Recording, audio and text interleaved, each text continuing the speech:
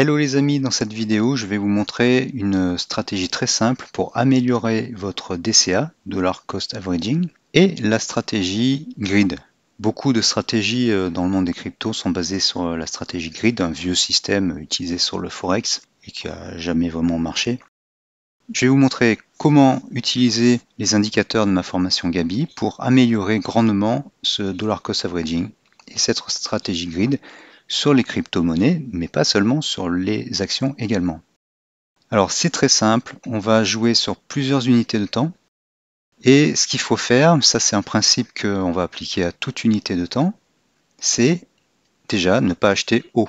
C'est-à-dire ne pas acheter lorsque les indicateurs sont en haut. On va se baser principalement sur le troisième indicateur, celui du bas. Donc quand il est haut, c'est pas le moment d'acheter. Et on va plutôt acheter quand il est négatif et qu'il se retourne à la hausse. Donc si je regarde là, ça va être ici, ici, ici, ou ici, encore ici et ici. Le deuxième secret, c'est quand on est sur une unité de temps et qu'on est en tendance baissière, on va remonter sur l'unité de temps supérieure.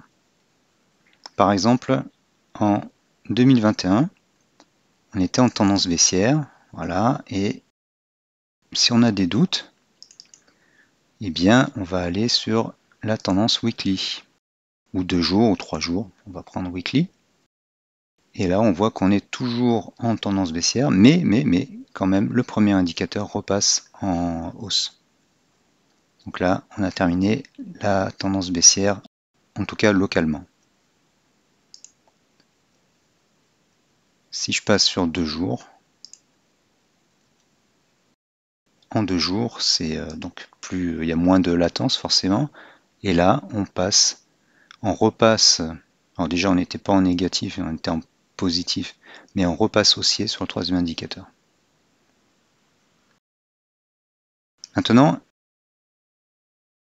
Maintenant, si vous pratiquez ces stratégies dollar cost averaging et grid trading sur du daily, vous risquez de vous ennuyer, vous allez attendre longtemps. Donc on peut passer sur du 15 minutes par exemple.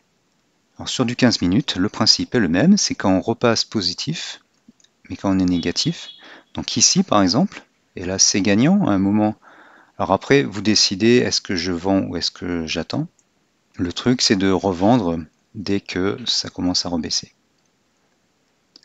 Il y a ici, alors là c'était perdant.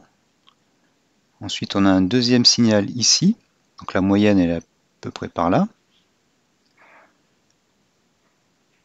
Et on remonte, et donc là vous devenez gagnant. Vous pouvez renforcer ici. Voilà, et après ça rebaisse, on peut revendre. Alors le but de cette stratégie, dollar cost averaging et grid trading, c'est pas forcément d'investir pour le long terme, parce qu'on est peut-être dans une tendance baissière, et là c'est le cas. Sur le Bitcoin, depuis mi-novembre on était en tendance baissière, donc on va revendre dès qu'on est positif. Petit contre-exemple, ici, quand on repasse haussier, eh bien les cours stagnent. Donc on va voir sur l'unité de temps supérieure, donc on est le 6 mai, là, on va voir en 1 heure, où est-ce qu'il est le 6 mai? Le 6 mai, eh bien, on est encore un peu en tendance baissière, cet indicateur repasse en safe zone, bon, mais les cours stagnent, voilà, il vaut mieux revendre. Pourquoi? Parce que on voit clairement que en daily, si on passe en daily, le 6 mai, c'est là, on est quand même. Donc cet indicateur fait mine de passer au-dessus de sa courbe centrale, mais il va chuter après. Et celui-ci, le 6 mai, il est engagé plutôt à la baisse. Donc c'était pas le bon moment pour acheter. Les meilleurs moments, c'est quand sur l'unité de temps supérieure, on est en positif, ou quand on n'est pas trop en tendance baissière. Alors le pas trop en tendance baissière, ça se traduit par quoi? C'est pas cette situation-là, voilà, où le momentum augmente, et la pente augmente mais en négatif, donc c'est de plus en plus pentu. Donc ça, c'est pas une bonne situation. Par contre, là, on a une stagnation, ou on pourrait dire une accumulation de Wyckoff. Là, le momentum diminue petit à petit, et après on se retourne. Donc là, ça peut être une bonne occasion. Donc ça, on peut le faire sur toute unité de temps, et sur les unités de temps courtes, quand les unités de temps supérieures ne sont pas baissières. Voilà, donc ça c'est sur le Bitcoin. Le Bitcoin, il peut monter très fort, longtemps, il peut aussi baisser très fort. Alors j'en profite pour vous rappeler que le petit pouce bleu là que vous voyez sous la vidéo, il faut cliquer dessus. C'est très important parce que ça m'aide, ça me motive pour produire du contenu pour vous. Abonnez-vous à la chaîne. Cliquez aussi sur la petite cloche pour recevoir une notification quand il y a une nouvelle vidéo. Et puis partagez la vidéo et laissez un commentaire. Si vous voulez aller plus loin, ou si les indicateurs présentés dans cette vidéo vous intéressent, jetez un œil à mes formations. Pour le trading de crypto exclusivement, c'est cette adresse avec /crypto au pluriel à la fin.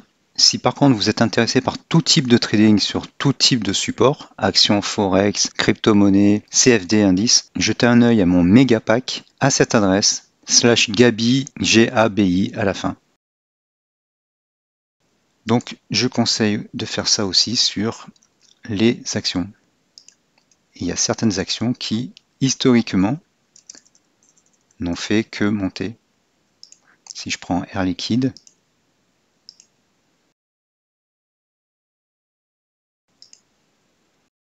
je peux me mettre en mensuel. Voilà. À part pendant les cracks, donc là il y a la crise des subprimes. 2001, ça a un peu baissé, ça a plutôt baissé en 2002. Et grossièrement, ça monte quasiment tout le temps. Hein.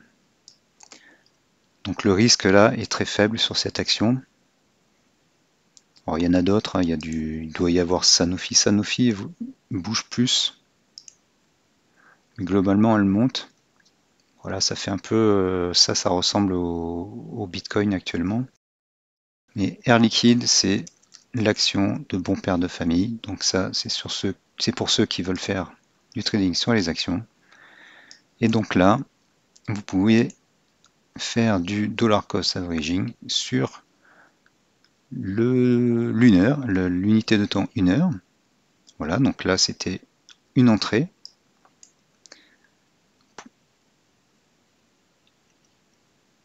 Ça c'était une autre entrée, on voit qu'on est très gagnant. Là, imaginons qu'on soit entré ici. Ça a un peu monté, mais on a été greedy, ça a rebaissé. On repasse en safe zone, on rachète. Donc notre coût moyen pondéré est par là. Et là, on est gagnant. Quand on voit qu'on repasse en baisse, ici, on peut revendre. Voilà, même là où c'est en légère tendance baissière, on est plus ou moins gagnant si on vend au bon niveau. Il faut le dire vite. On était quand même là proche du zéro et pas très négatif. Là, c'était un peu mieux. D'ailleurs, on s'en sort mieux là. La meilleure situation, c'est quand il y a eu une forte sell zone, comme ici. Oups, ça descend, et ça remonte. Pareil ici. Et dans ces deux cas-là, c'était très gagnant. Ah, là, c'est intéressant. 21 septembre 2021. Là, c'est pas gagnant. Là non plus. Là, un tout petit peu. Et là, c'est gagnant. Qu'est-ce qui s'est passé sur l'unité de temps supérieure? Donc 21 septembre 2021.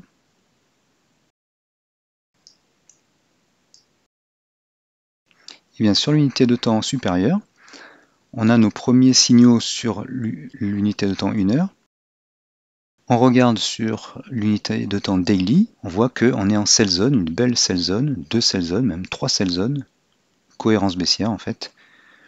Ici, on repasse au-dessus. Le premier indicateur a été repassé dessus, donc premier indice, heads up. Là on passe au-dessus et là on se dirige vers le passage au-dessus de la ligne du milieu. Et ben voilà, là c'est bon. Donc on pouvait racheter par là en fait, dans cette zone. Et là ben, c'est pareil, en mars 2022. Mars 2022, c'est plutôt vers la fin, donc après l'accumulation, qu'on peut entrer.